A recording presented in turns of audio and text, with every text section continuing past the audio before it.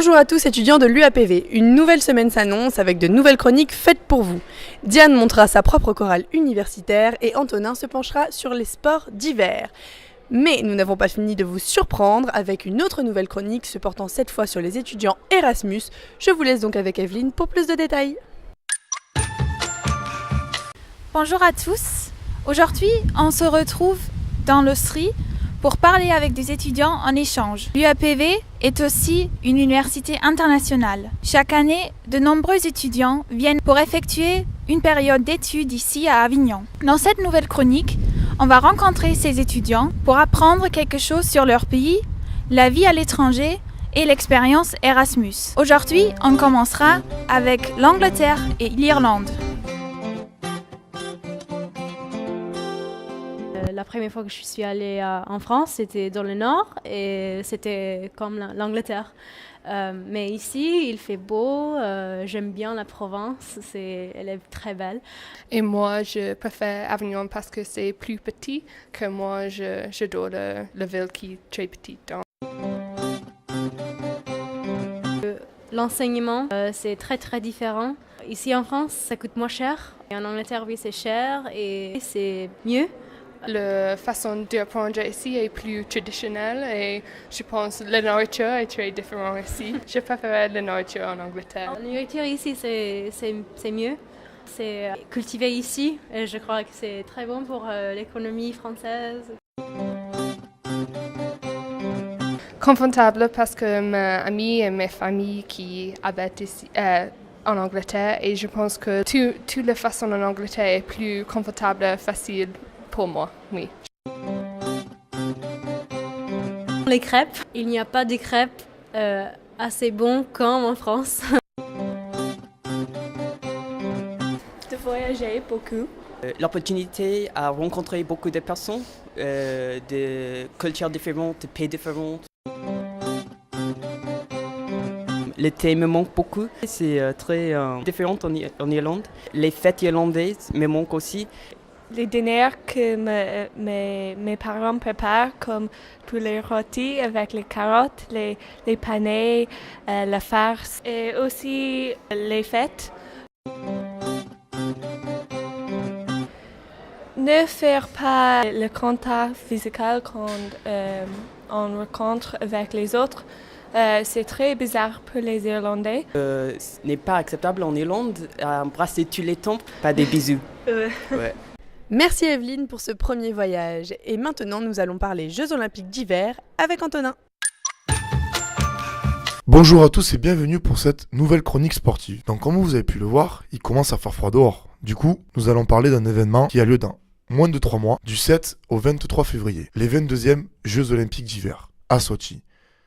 Sochi, c'est où? C'est une petite ville en Russie, à la frontière de la mer Noire. Cet événement aura lieu sur 2 sites. D'un côté, le parc olympique, où se situe le village et le grand stade, et un second lieu, la Clairière Rouge, à 60 km, où auront lieu toutes les épreuves alpines, que ce soit du ski ou que ce soit du biathlon. Durant ces Jeux, 98 médailles d'or seront distribuées, 49 aux hommes, 43 à des femmes et 6 en couple. Sur ces 98 médailles, 6 seront spéciales. En effet, le 14 février, les 6 médailles comporteront des débris de météores. Lors des derniers JO de 2010 à Vancouver, le Canada a fini première nation, devant l'Allemagne et les USA, tandis que la France a fini 12e nation, avec 2 médailles d'or, celle de Vincent G en biathlon et celle de Jason Lamy-Chapuis en combiné nordique, avec aussi 3 médailles d'argent et 6 médailles de bronze. Mais à quelle place la France finira cette année lors des JO de Sochi? Nos 3 plus grandes chances de médailles seront Jason Lamy-Chapuis, qui sera le porte-drapeau en combiné nordique, Martin Fourcade en biathlon, actuel champion du monde, et Tessa Worley en ski alpin. Sur ce, voilà les différentes dates des compétitions lors de cet événement. Voici le tableau avec les dates.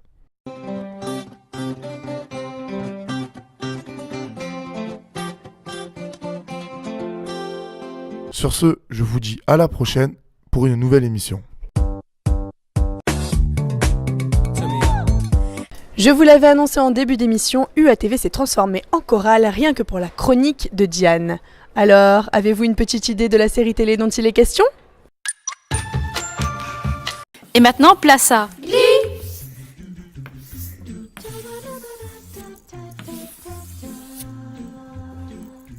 Alors aujourd'hui, nous allons parler de la série Glee. Cette série qui vous a convaincu de vous montrer tels que vous êtes, des artistes et non des losers. Glee, c'est quoi ? Tout est réuni pour être le plus kitsch possible.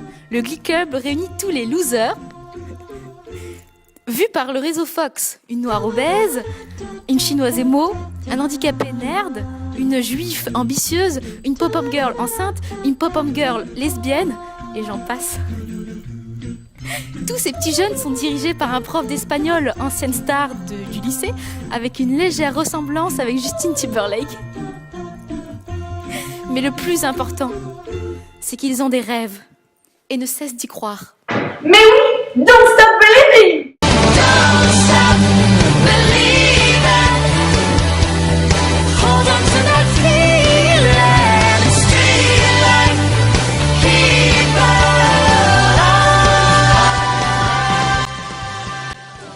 on. Oui, c'est ça Glee. Des répertoires musicaux revisités qui vous donnent envie de danser dans votre salon. Oui, vous. Je parle de vous. Avec Glee, vous allez en manger des chansons. Si bien que quelquefois, ça peut devenir toxique. Toxique ? 3, 4.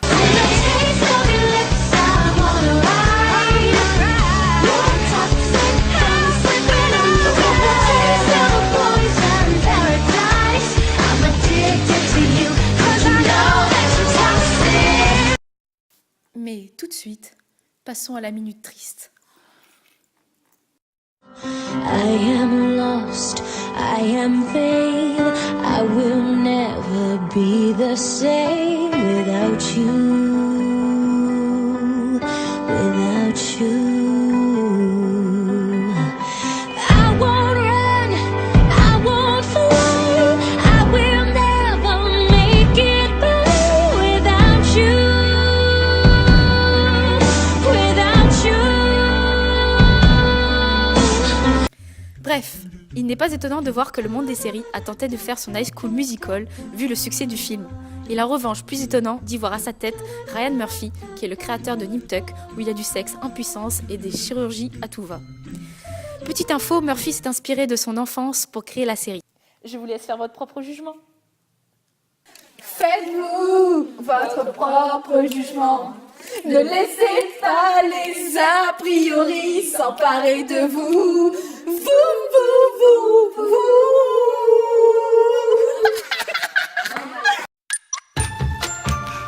L'agenda de la semaine commence aujourd'hui avec la 5e édition du marathon organisé par les associations STAPS et par la rue.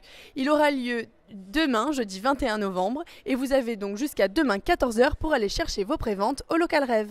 Ce jeudi 21 novembre aura également lieu l'événement 1020 qui célèbre l'arrivée du millésime 2013.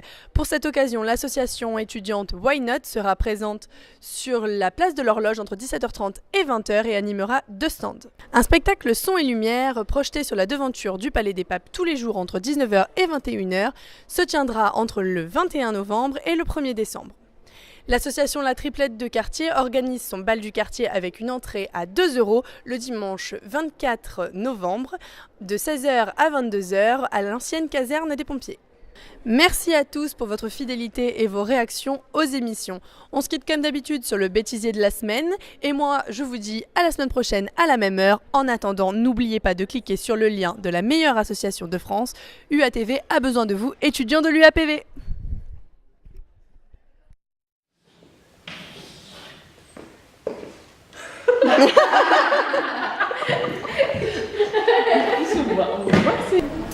Ce jeudi 21 novembre, ou pas.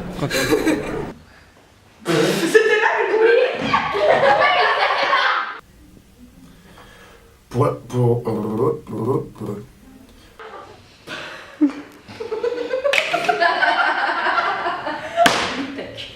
La série où il y a du sexe en puissance et des...